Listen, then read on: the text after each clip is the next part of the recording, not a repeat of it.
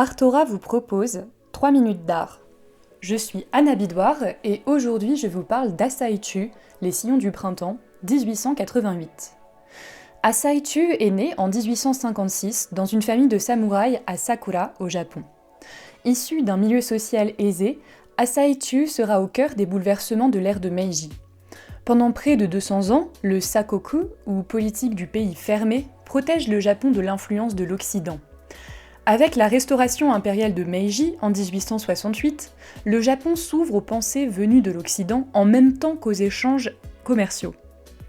Le nouveau gouvernement lance un programme de réorganisation et de modernisation du pays, souhaitant traiter sur un pied d'égalité avec les nations occidentales. Cela passe par la maîtrise de la langue et des techniques.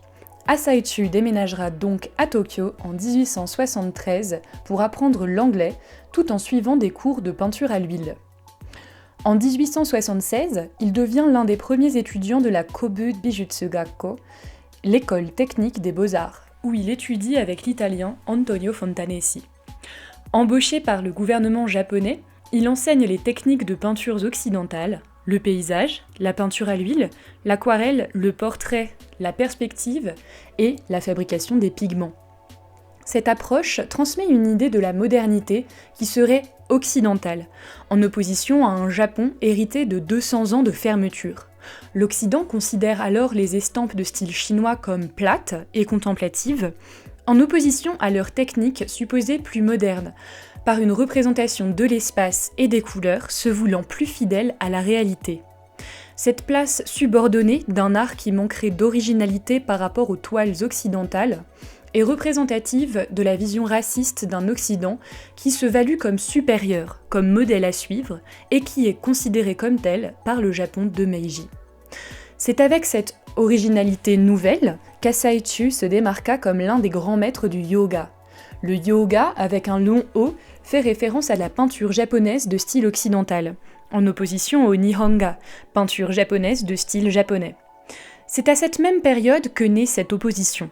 Dans les années 1880, Asaichu s'adonne à la peinture de sujets paysans, comme les sillons du printemps, où il modèle la réalité en utilisant des techniques occidentales pour servir son propos. Dans cette toile, il représente un monde entouré de nature, vu à travers ses yeux. Le premier plan est occupé par le labour d'un champ d'orge au début du printemps.